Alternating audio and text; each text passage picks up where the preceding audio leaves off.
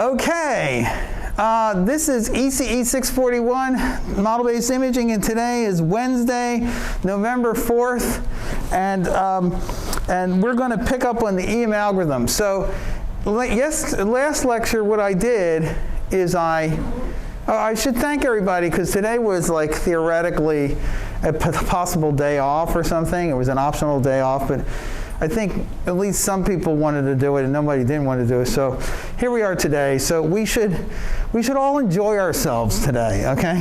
And I'm sure you'll really enjoy all these theoretical derivations, okay? So this should be fun today. And okay, so I gave you the formal, sort of the intuition, not the formal, the intuition behind the EM algorithm. The fundamental idea of the intuition of the EM algorithm, intuition. So EM algorithm. The intuition is this. The intuition is this. You have Y. This is observed data.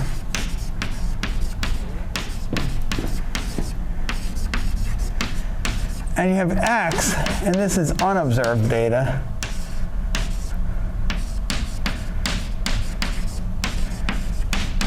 Okay? And then you have a model. You have theta. These are parameters. So this is a frequentist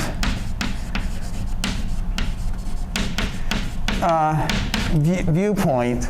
You can also do this in a Bayesian framework, but it's typically done in a frequentist framework, okay? And you have a problem is you'd like to compute the MLE, the maximum likely estimate, so theta hat is equal to the arg max over theta of some probability distribution of yx given theta, okay? So, technically speaking, the maximum likelihood estimate is what you get when you actually plug the random variables y and x into here, okay? But as a practical matter, what you're usually interested in is not so much the estimate as the estimator, okay? The estimator is the function which you plug the random variables into to get the answer, okay? Because that's what you really need to know. You need to write a piece of code or something that calculates the maximum likelihood estimate, and then of course the data goes into it, whatever data you want to put into it, okay? So what you really need is the functional dependence, all right? And so bear with me, my notation is going to be a little sloppy here because it's easier if I just put lowercase y's here. Technically these should be uppercase y and x, okay? But, so that's fine. The problem is, we don't know x. We don't know x, okay? Why don't we know x? I don't know. It just happens. Sometimes you don't know everything, okay? So since you don't know x, what you really want to do is you really want to compute the maximum likelihood estimate of the arg max over theta of py given theta, okay? So what does that mean? Well, that means that you have to really take pyx given theta, and you have to integrate over x, and x lives in some space. I don't know what, whatever it is. I don't know. I'll say r. I'm afraid to put anything here. I'll put rp. Okay. I don't think that's what's in the notes. But the point is that you have to integrate out x. Okay. So then the problem becomes, the way you usually do it is you say, well, theta hat is equal to arg min over a theta of the negative log of the integral over Rp of P of yx given theta dx, like that, right? And that's a mess, because I can't interchange the log in the integral. So usually that's hard to do. This requires a p-dimensional integral. Often it has no closed form, so you'd have to do it numerically. It's a mess, okay? This is usually difficult.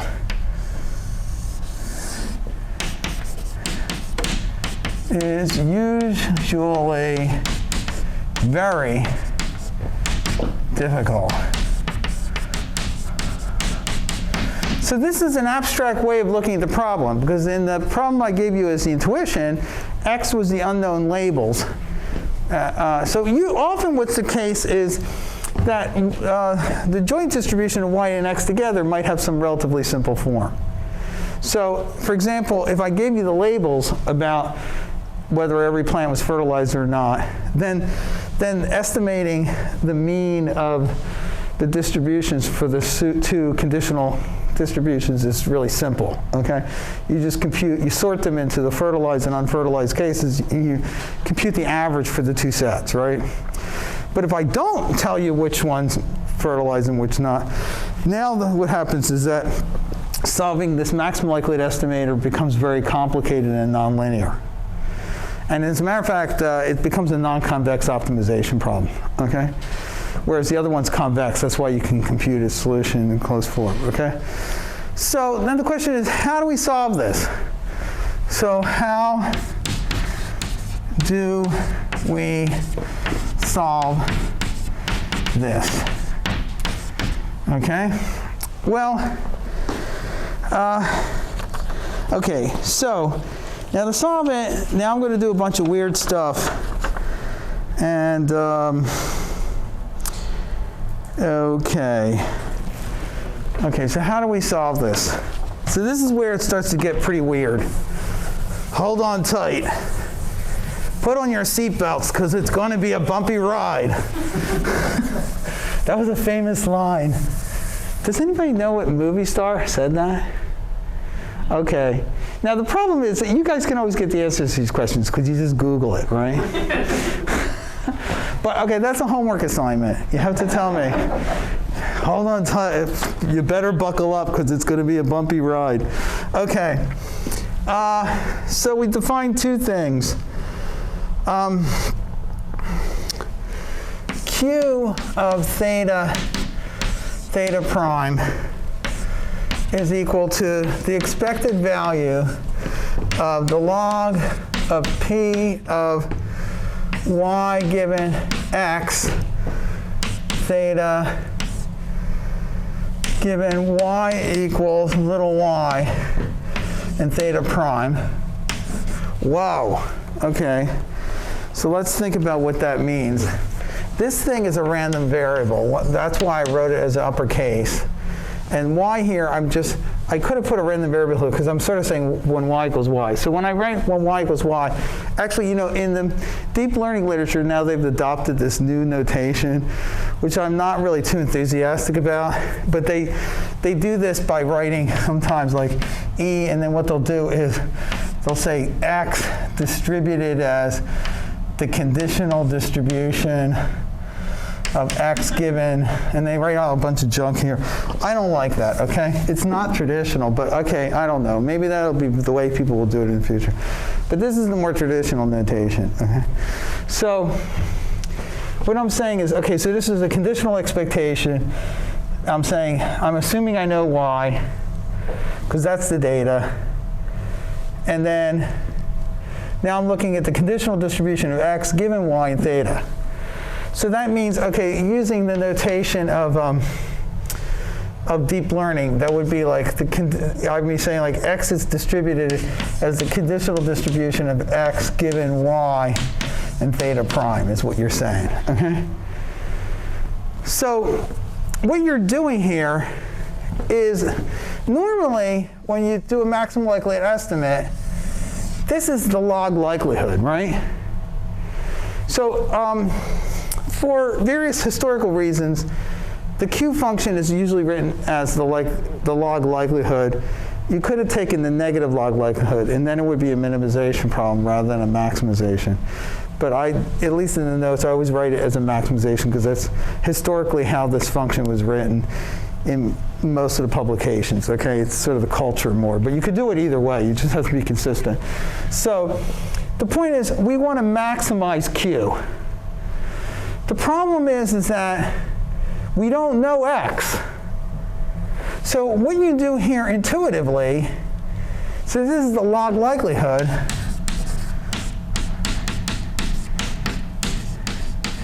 You don't know X. So for the thing you don't know, you just take the expectation of it, right? You just average it out. So for the unknown thing X, you just take the expected value of X. I mean, it seems reasonable. I don't know if it's a good idea. I mean, obviously, I know something you don't at this point, probably. So there's a reason I picked it this way, okay? But at this point, you don't know whether it's a good idea, but okay, fine. I'm like, okay, I'll just take the expected value. So now, the idea is going to be to maximize Q. Now, Q depends upon theta and theta prime. What's theta prime? Theta prime is the previous selection of the parameter. So theta is the new selection. That's a semicolon. So the idea, now you see where this is going to go. You're going to maximize Q with respect to theta. Then you're going to replace theta prime with the new theta, and you repeat. So this is going to be a surrogate function, okay? It's going to be a surrogate function. And now I'm going to have to define another function. Q is the really important function, and it's going to be a surrogate function. Yeah, Greg? Before you go on, right now it looks like nothing depends on theta. Like you just pulled it out of the air and you stuck it in there. But like, yeah, that's it. Okay, the thing that depends on theta prime is the distribution of X. And over here. But that's an interesting point, and you know, maybe it's the deficiency of this notation. That's why that new notation seems to be catching on. Because people often write, you know, in the deep learning literature, they'll write this, X, P of X given Y, or the data science literature, I might say. And then they'll do log of P of Y given X theta. They'll do it like that. And yeah, they'll do it like that. Or maybe they'll, I don't know. I'm not really one of those guys, so I don't know. Maybe they use an uppercase letter X there or something. And then the assumption is Y is constant. So it's depending on, so the dependence on theta prime determines the distribution of X. So if you knew the answer to your problem, the problem is it's a chicken and egg problem, right? Because you need to know theta in order to estimate theta, it would seem, okay? So the question is whether doing this repeatedly is going to be a good idea. And what we're going to do then is I'm going to show you that Q is a surrogate function for the log likelihood, which is the cool idea, okay? Now to do that, I have to define this other funky thing, which we won't really use that much, but is critically important. H. And H is the negative expected value of the log of P of X given Y and theta, and Y equals little y and theta prime. So what is this? This is,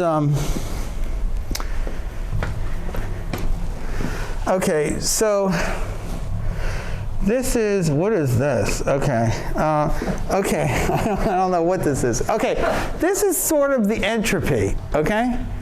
This is sort of the entropy, because the entropy, if you know what the entropy is, or the differential entropy more precisely, because it may not be a probability mass function. This works if it's a probability density or a probability mass function, but the entropy is the expected value of the negative log of p of x, okay, which is equal to the integral of p of x times the log of p of x dx minus, right? So it's the expected value of the negative log, the probability density. But it's not really actually quite right. It's not really true. Okay, I lied. That's the entropy. It's really the cross-entropy, so which is the expected value of, the expected value of theta prime minus the log of p sub theta of x is equal to minus the integral of p sub theta prime of x times the log of p of theta of x dx. Okay, so this is the Kullback-Leibler distance, or the cross entropy. So that sometimes you might call that, I don't know, h of theta prime. Okay, now this actually has a very interesting interpretation, because when you compute the maximum likelihood estimate, usually what happens is you have a bunch of observations of an independent random variable, and you compute the sum of the log likelihood of the negative log likelihood for each sample, because they're independent. So the log of the product, since they're independent, you multiply the probabilities. So if you take the log, you take their sum. So the expectation is the limiting case of what happens if you have an infinite number of observations of independent random variables, and you compute their maximum likelihood estimate. So you know that the maximum likelihood estimate is asymptotically efficient. So therefore, it must also be consistent, okay? But since it's consistent, basically you know something, although I'm going to prove it in just a minute, but this is essentially a reproduction of the proof, which is that if you maximize this over theta, it's got to have its maximum, it has to have its minimum at theta prime. Because the best estimate of theta, if the samples are from the distribution theta prime, and you have an infinite number of observations, your estimate is going to be of the theta is going to be theta prime. That was a complicated sentence. Did that make sense? It's actually a simple idea. Basically, if your samples are from one distribution, and then you estimate it, the maximum likelihood estimation will give you the correct answer is the amount of data goes to infinity. For a finite amount of data, of course, the answer won't be exactly right. It'll be close, maybe, but it won't be exactly right. But in the limit, as the data goes to infinity, the answer will be exactly right, because it's a consistent estimator. And that's what this represents. It's the limiting case. So what I'm going to do here is, rather than torture you with a lot of writing that you'll just have to nod a lot, your neck will get tired pretending you understand what I'm talking about, I'll go through this proof right here. Okay, so there's two things. Okay, so there's two things. Actually, let me state it first. Okay, so blank. Okay, so this was a bit of an aside. I just wanted to give you, so this is like, this is sort of like the log likelihood, okay? And this is the cross-entropy,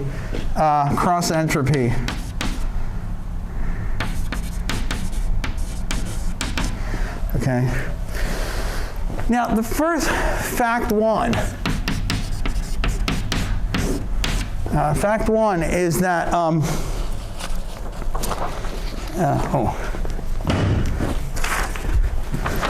Fact 1 is that the log of p of y given theta is equal to q of theta, theta prime, plus h of theta, theta prime. And this is for all theta and theta prime. So what does that mean? It means if I add q and h, I get the log likelihood. Now the log likelihood is only a function of theta. It's not a function of theta prime. So this means no matter how I add them, no matter how I pick theta prime, when I add these, I get that, okay? So that means, well, the q is going to be a function of theta prime, but whatever that function is, it will get canceled out by this function of theta prime here, okay? The sum of these two functions always equals that, okay? All right. And the second thing I'm going to prove is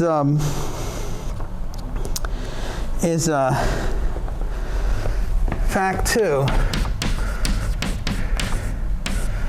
And fact 2 is quite interesting, is that for all theta,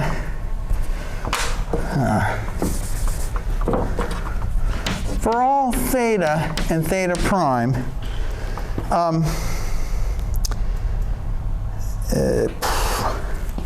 want to make sure I write this down correctly. H of theta, theta prime is greater than or equal to h of theta prime, theta prime. The semicolon I'm using here is causing problems because the semicolon dot looks a little bit like a prime. Please don't confuse those. The first variable is unprimed, the second is prime, okay? So what does this mean? So this means that the minimum over theta of h of theta, theta prime is equal to h of theta prime, theta prime. All right? So two facts. The first fact is that the sum of the q and the h are the log likelihood. The second fact is that this h function is interesting in that it takes its minimum when the first argument is the same as the second. The second argument here, the second fact here, basically corresponds to the idea that the maximum likelihood estimator is consistent. This is a restatement of the idea that the maximum likelihood estimator is consistent, okay? This is the same proof, effectively. Okay, are there any questions about this? Does this make sense? Do you want to mull it over a little bit? Because now I'm going to walk through the proof. The proofs are technical. They're not so terribly complicated, but they're non-intuitive, okay? They're kind of magical. You do some kind of calculations, some crazy thing happens, everything cancels out, and you get the answer. So I want to like mull over a little bit the concepts here so we get in tune with it.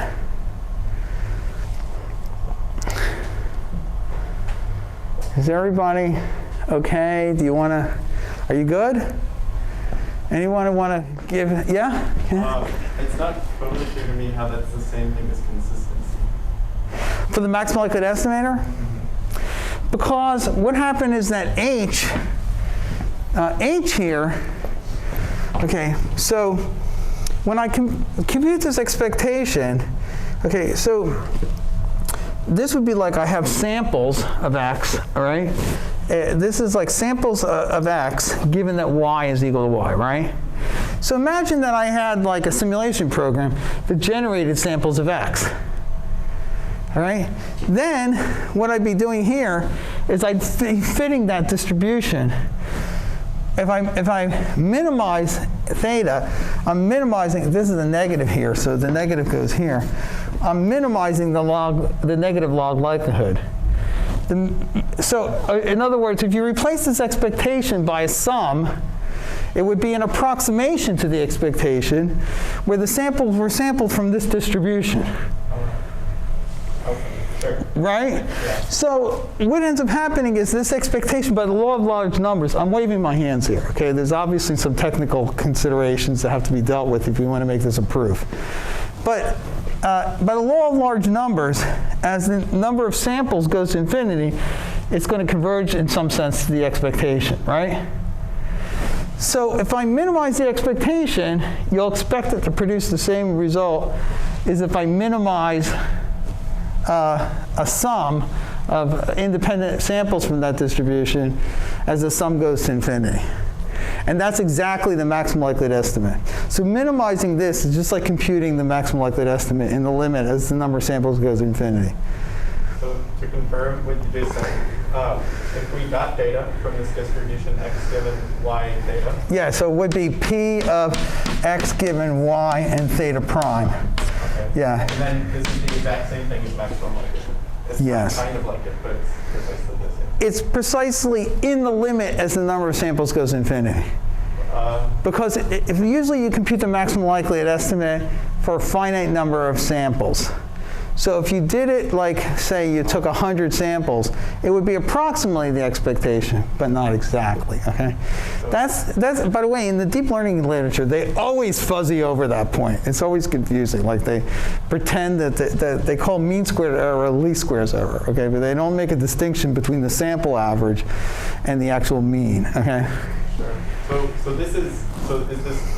is optimizing data in this setup, given our data of x conditioned on y theta prime, is that not the same thing then as the maximum likelihood estimate of data? It is, but, okay, no, it's not the same thing. Yeah, okay, right, because we don't even observe x. It's a maximum likelihood of theta. Yeah, it is a maximum, okay, right. Yes, this is not the distribution. We're observing, yeah, that's a good point. So maybe I shouldn't have emphasized this too much. It's important from an intuition point of view of like why this h function has a minimum. But don't confuse it with the original problem, because the original problem we were trying to estimate a theta that fit the y. We didn't even have x's. And like magically, like yes, magic is the appropriate word. Yeah. So magically we got data x from the distribution, and then we optimized data. That would be our MLE estimate. It would be the MLE estimate of the distribution of some samples x given y, which would be a different MLE estimate than we're actually trying to solve for our real problem, okay? But it's the same underlying technique, okay? Okay. All right? Yeah. Okay? So now that, so we've got two things. H has its minimum when the first argument equals the second, and Q and H together are what? Okay? Are the log likelihood. So now I'll walk through the proof. It's really simple proofs and they're elegant. And by the way, these proofs are very similar to the proofs that you have if you take an information theory course or a statistics course. They all basically tend to have the same structure, in my opinion. Okay, so if you haven't taken information theory, it's a really interesting field. Okay, so the log, this is the log likelihood. I feel like maybe I should do it like this, so as to, okay. Okay, so this is, okay, if I know what y is, okay, so this is the conditional distribution of x given y, right? This thing's not even a function of x. So if I take its expectation with respect to x, obviously it doesn't make any difference. It's not even a function of x, okay? So this is just a silly thing, but it's true, okay? Yeah. The expectation is over what? X, but x isn't even in there. The expectation isn't over y because y is conditioned to be equal to y. So it's basically, even if I put in, the expectation is over anything random, but there's nothing random in here, so it doesn't matter.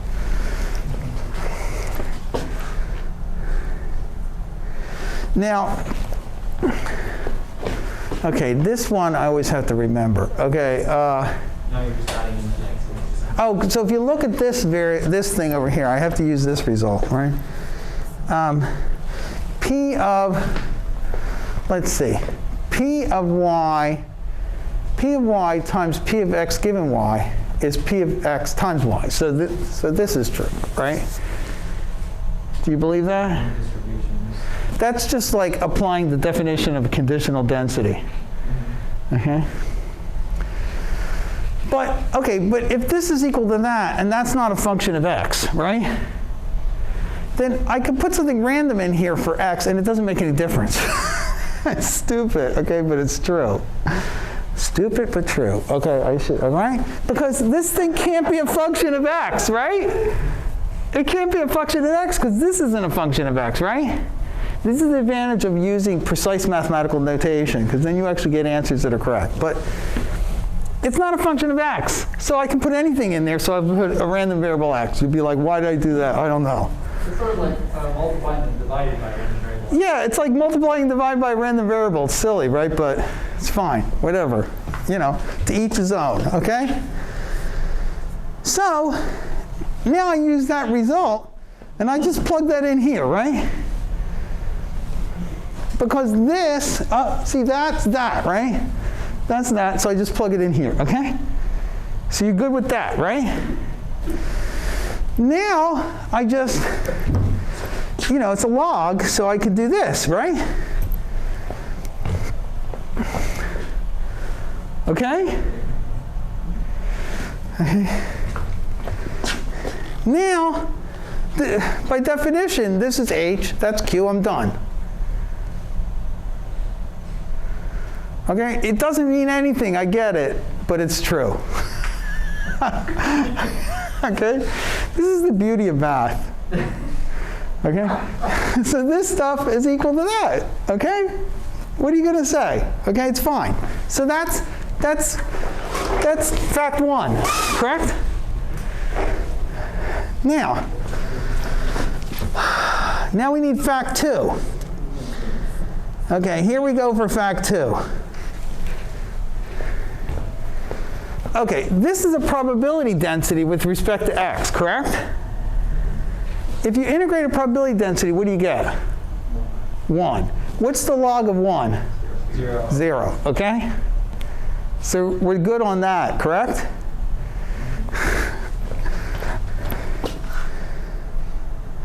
Okay, let's see what we got here.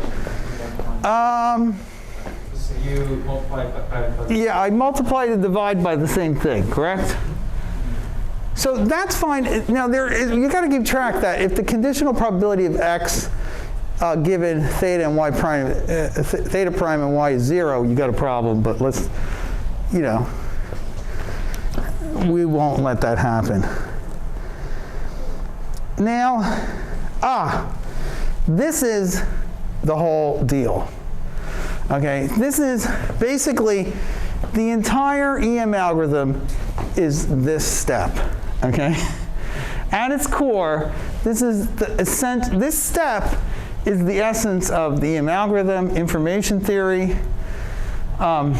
It's basically the center of the universe of all concepts relating to information. Okay, it's the application of Jensen's inequality, which is at the center of all proofs in information theory. Okay, so what is Jensen's inequality?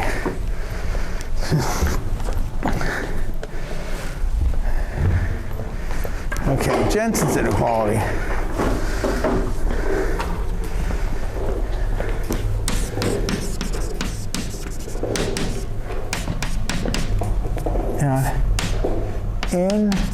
Inequal, let's see. Okay. So you have a convex function.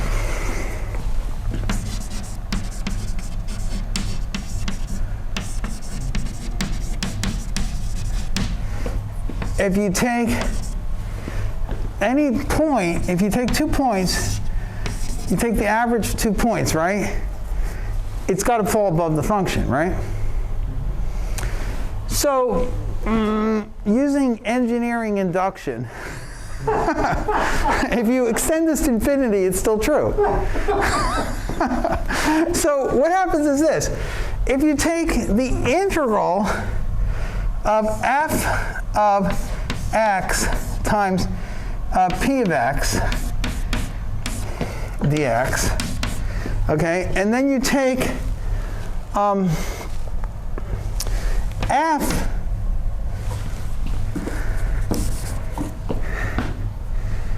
So, in fact, I won't do it like that. Let me do it like this.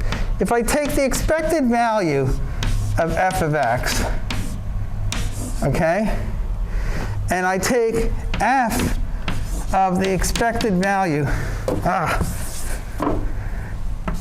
f of the expected value of x, right? This is the expected, this is x. So this is the expected value of x, and that's after the expected value of x. This is the expected value of f of x up here, right? So that's got to be greater than or equal to that, right? This is Jensen's inequality. You can prove it. So the expectation is really that integral, but it just has to be an integral where the measure integrates to 1. It has to be a probability measure. Okay, so that's Jensen's inequality.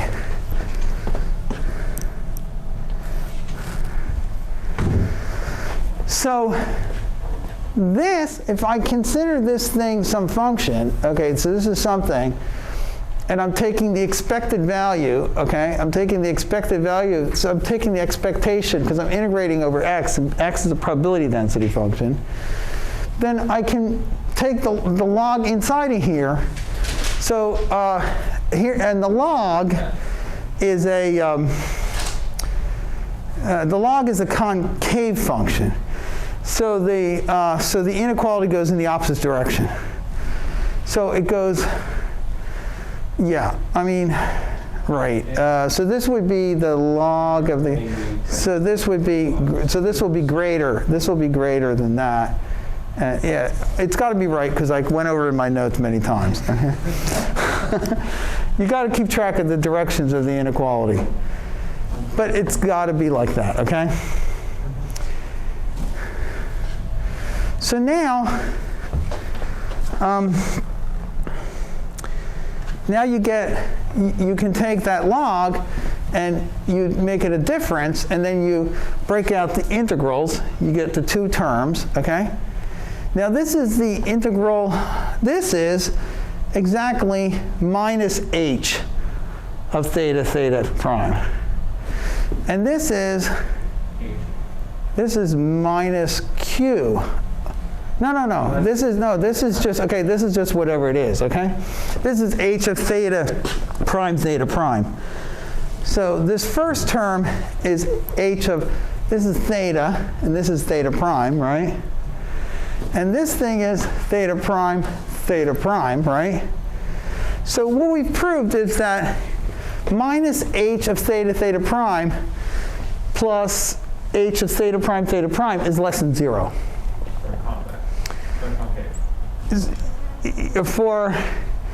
Well, this is just in general true, as is defined, because log is always concave. So what this means then, if I just rearrange the terms, is that I get that h of theta prime is less than or equal to h of theta prime. Is that wrong? That's got to be wrong, because it's so then minus, I make a plus. No, it's greater.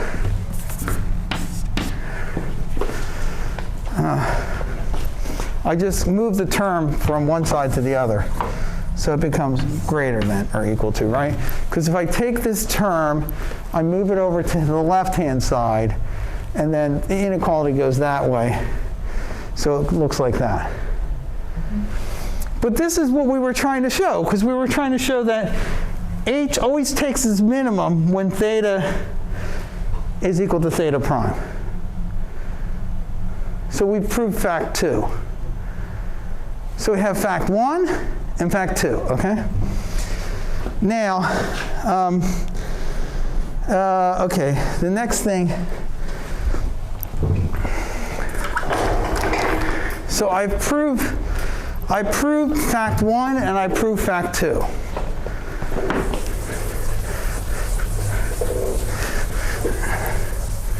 Actually, fact 1 is basically just algebra.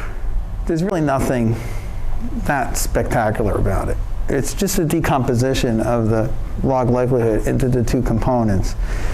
Fact 2 is where the real meat of the problem is, okay? The fact 2, it requires Jensen's inequality, and this is very fundamental, okay? So now, what happens is that now, here's where we actually get the payoff. Okay, so if we, how do we do this? So we get, okay, intuitively. Okay, this basically, these two facts together mean that Q has to be a surrogate function. Because what you're saying is that, that the difference, the error, so Q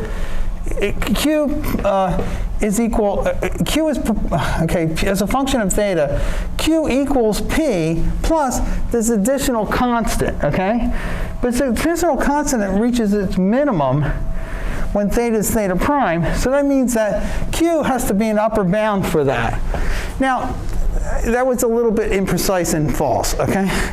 It's not quite an upper bound because of this whole issue of the shifting. Remember, we can shift the surrogate functions so that they are like aligned up, okay?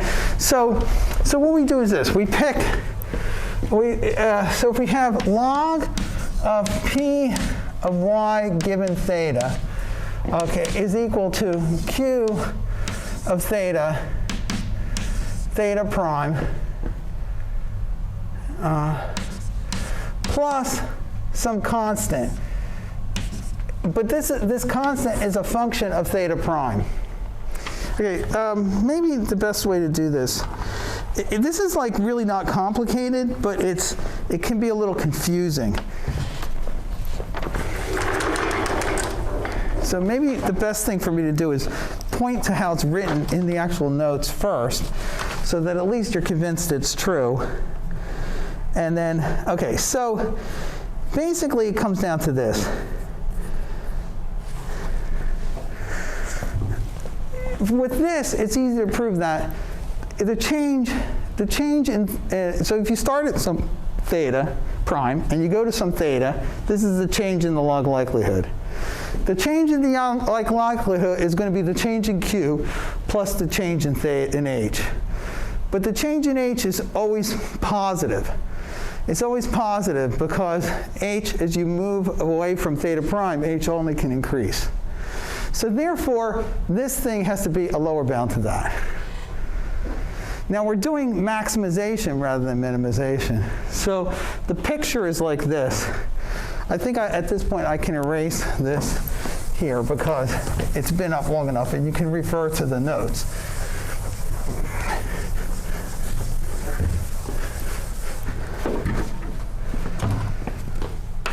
So you're trying to do maximization. We're doing maximization here, right? So we're start at some point. This is theta prime.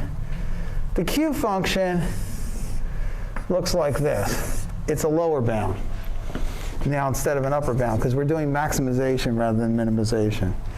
And then this function here, so this function here is log of p of y given theta minus log of p of y given theta prime. It doesn't matter that we subtract off this value, log of p minus theta y, because that's just a constant. And then this function here is q of theta given theta prime minus q of theta prime theta prime. So the upshot is this. Q is a surrogate function for the log of, maybe I'll write this out, Q of Q of theta prime is a surrogate function for the log of P of y given theta. I'll put a box around this. I've proved that now. You can just accept it at this point, I guess. I mean, you can verify it. It's correct, right? You just have to double check this thing. I'm afraid to do this because I feel like I'll waste a lot of time letting out some junk. You kind of have to work through it yourself, but it's like super trivial, except for you just have to understand it. Yeah? Meaning exactly with respect to some scale, right? Excuse me? How to shift Q in the surrogate. If you recall, when I derived surrogate functions, I assumed that they were matched at the point of approximation when I derived them, right? But that was a convenience I used to make it easy to teach. In the end, you couldn't care less. You add any constant you want, who cares? Because it doesn't matter when you're doing an argmin or an argmax if you have an offset in the function. That was just a convenience to make it easy to think about. So in the end, the fact that I don't really subtract this off, I don't ever even worry about that. I don't care about it, okay? It's just that, so you can see it. So here's the bottom line. The EM algorithm is the following algorithm. Oops, I'm out of time, so I have to summarize it. So the EM algorithm, and this is a great place to stop. So the EM algorithm is just ridiculously simple. Repeat. You take theta prime goes to arg min over theta of Q of theta prime. It's a one-step algorithm. It's a that's the whole algorithm, okay? That is the algorithm. Do it, repeat. Do it. It's not even wash, rinse, repeat. Wash, because that's 2 steps. Okay? It's just wash, wash, wash, wash. Okay? Now you'd say, why do they call it the EM algorithm? It sounds like there's 2 steps.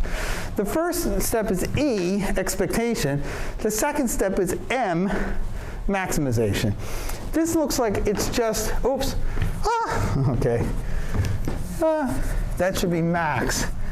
I'm sorry, I'm used to, here we do maximization instead of minimization. So it should be the M algorithm. Max, max, max, max, max. Okay, where's the E? Well, the E is implicitly when you compute the function Q, you'll see later that in order to actually compute the function, what do I mean by compute the function? The function usually has some parametric form. So you have to compute its parameters, right? To compute the parameters of that function, you're going to have to do an expectation. That's practically how you do it. We have to determine the parameters of because Q is going to be some crazy function. We're going to determine its parameters. To do that, we'll compute an expectation. But then the actual algorithm just does a maximization. It's a repeated maximization because it's a surrogate function maximization. And now it has all the convergence properties of any surrogate method. Okay? What'll happen is that in the if there's you don't have to converge because there may not be any global maximum. Sometimes the global maximum is at infinity or something like that, right? But if there is a local maximum, you should converge to it. If you do converge, it's got to be to a local maximum, okay? Or at least a saddle point. Okay? So that's basically the algorithm. The next time what we'll do is now this is the pure theory, so the next time we'll actually work through the mathematics of applying it to a typical case. The most typical case is the clustering problem with a Gaussian mixture distribution. So now what happens is every person should once in their life do that calculation, okay? After you do that calculation, you'll say, I never want to do that calculation again, okay? But you should do it once, okay? Then what happens, I'll give you a shortcut. There's a shortcut that works for any exponential distribution. And basically, every distribution you ever use has an exponential form. So then I'll give you the shortcut. It makes it a lot easier. But you do it once manually just to appreciate how much time you saved when you use the shortcut, okay? All right, I'll see you then on Friday. Thanks a lot for coming. Bye.